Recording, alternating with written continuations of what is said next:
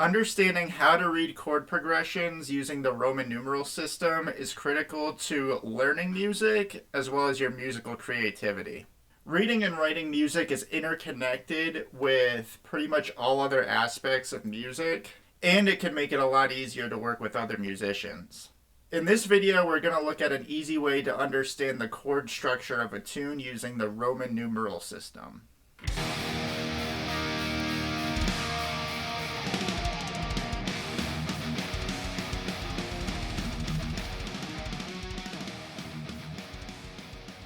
To make sure you develop a consistent practice routine that includes your understanding of music theory, I want to give you my free motivational guide.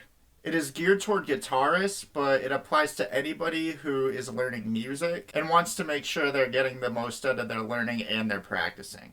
So to make this video as friendly as can be to not only guitarists but all other musicians, we're going to be working with the key of C, okay?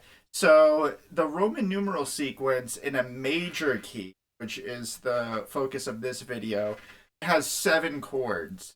These 7 chords can be broken down into 3 major categories.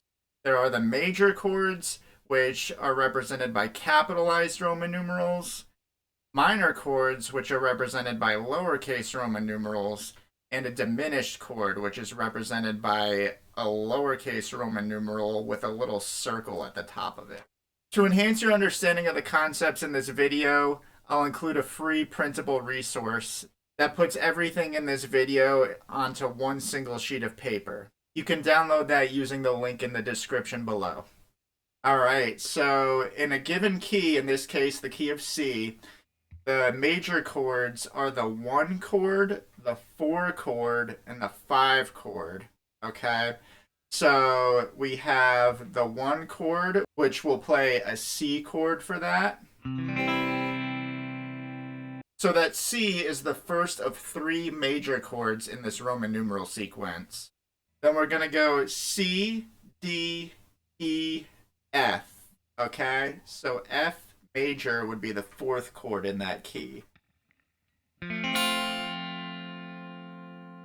And so the last one is the 5 chord, which just comes next. G. Alright?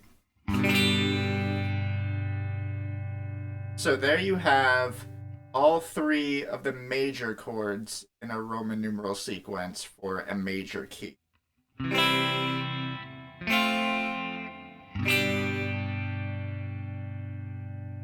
So now I'm going to show you the minor chords. So the first minor chord is the 2 chord, and to show that in the key of C, it will be a D minor chord. Alright, next one is right after, it's a 3 chord, and that will be an E minor chord.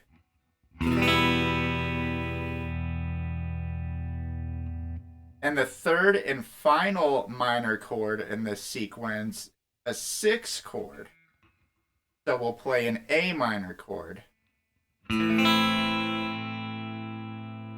Alright, so C, D, that's the 2.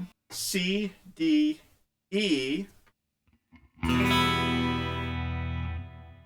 That's the 3 chord. C, D, E, F, G, A. That's the 6 chord. Again, all of which are minor chords. Alright, last but not least, we have the weird one, okay?